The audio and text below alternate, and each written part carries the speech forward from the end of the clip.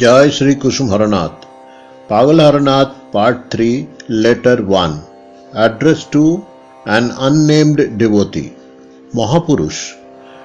I am very glad to read your letter, Baba. At one or two places, your letter affected my heart and soul very much. I realized where you are and where I am. Also realized that you are floating in perennial bliss, like the gopis having been attracted towards that wantonly cunning fellow. You are indeed worthy of getting emotion of Braja. May Krishna grant your heart's desire. Please gratify us by counting us among your playmates. You play with your very own friend. I would just look on from a distance.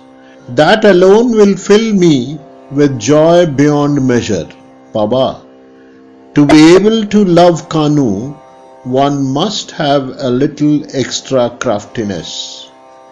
Baba dear, this craftiness is not about love. It is for avoiding external persons to hoodwink Jotila and Kutila, as it were. The purpose of secrecy about Krishna Bhajan is only to fool Maya and her world. It won't do to practice wiles on Krishna. There one must go without clothes. He does not tolerate even the cover of a shred of cloth. What to say of any other cover? If a man talks about his ways of adoration to all and sundry at the initial stage, that is, before his love takes root properly, then due to other people's jeers and taunts, he feels like quitting his path of worship, and finally he does quit. However, when love matures as a fierce tiger, strong, firm, awe-inspiring, no craftiness would any longer be needed. Then these taunting agents of Maya will either slink away in terror or surrender.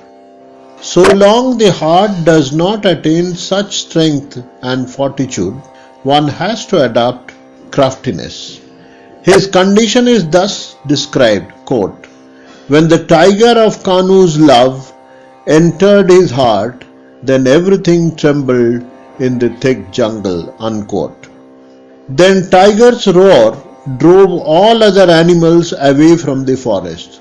That would not only ensure your safety, but others who had hidden themselves for fear of dogs and foxes will also heave a sigh of relief and become stress-free. That is why my Lord Gaurango used to sing high-pitched Sankirtan with a lion's roar. The sound of name made Maya fly away from this earth, and then everyone, having been freed from illusion, bowed at the feet of Krishna with oneness of mind and purpose. That is why the Lord used to roar at times when singing Sankirtan. The objective of a roar during such a sweet and loving Sankirtan was only to make Maya and her agents leave the jungle for good. That is why I say, those who want to escape the clutches of Maya and her henchmen should chant Sankirtan at the top of their voice. The very sound of Sankirtan will make Maya flee, for the demon Maya remains in constant fear of my Nitai and Gaur.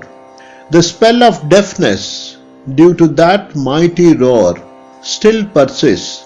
Hence, I tell you, sing the sweet name both loudly and in a hushed tone.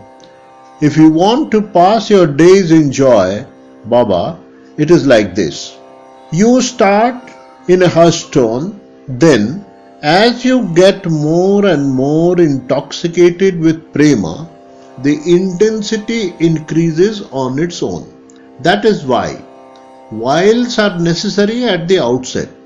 Narottam Thakur has similarly echoed, quote, One must not speak of one's own adoration to all and sundry. One must be careful. Unquote. The Tantras too say likewise that it must be done as secretly as possible. Those who are addicted to drink take it on the sly at the beginning, but once the drink goes into their heads, they have no qualms even if they roll in gutter. So I tell you, you cannot take to drink if you come out in the street before the intoxication has soaked in. When a man takes to a prostitute for the first time, he is very careful and secretive about it. But once he becomes an adept, he publicly extols his paramour's virtues, far from making any secret about it. Billamangal Thakur is a case in point. That is why artfulness is necessary before taking to an intoxicant. You have proceeded a long way, and so the question of vials did not occur to you, and rightly so. The mere thought of Krishna, like the thoughts of a paramour by a married woman, is contemplating him within the heart and without, that brings about prema. Narottam Thakur pointed only to this when he said, quote, "As I go to the kitchen, I sing your praise. O my friend, I weep on the pretext of smoke." Unquote. Baba, Krishna never removes one out of his feet, for then where would he stay? The Gita says, quote, "Ekangshe sthitoh jagat." Unquote. So barring the lotus feet of Krishna, there is no place to stay. However, like a spoiled child thinks that his parents do not love him, outward looking persons cannot realize Krishna Kripa. Now a little consideration will tell us who is to blame. Love forms up and becomes sweet by mutual exchange. Partial love is not so sweet. Love is not complete when my beloved does not reciprocate it, nor is it sweet unless and until it is complete. Hence my submission, do not take him to be crooked. If you become simple, he will become simple. Indeed, it is wrong to say he will become simple, for he is always so. I shall be able to realize his true nature only when I practice simplicity. Love is exceedingly simple, but why does it then become crooked sometimes? It is like the sugar cane. Closer you approach a knot, the sweeter it becomes. Similarly, to render the love sweeter, an occasional crookedness is necessary. Perhaps that is why Krishnadas Kaviraj writes in Chaitanya Charitamrita, quote, "Crooked love has no right or wrong place, cannot discriminate between good and bad." Unquote. Just think, none can be simpler than the one who has no discrimination of good or bad. Then why do I call it crooked? That's only to heighten the sweetness. That is why Rup Goswami said while describing Krishna Prem, quote, "Pidabhirnava kalakuta katula garvasya nirvasano etc. etc." Unquote. Meaning, one who yearns for Krishna Prem gets sweetness as well as bitterness both. Krishnadas Kaviraj too has described Krishna Prem to be the pairing of nectar and poison.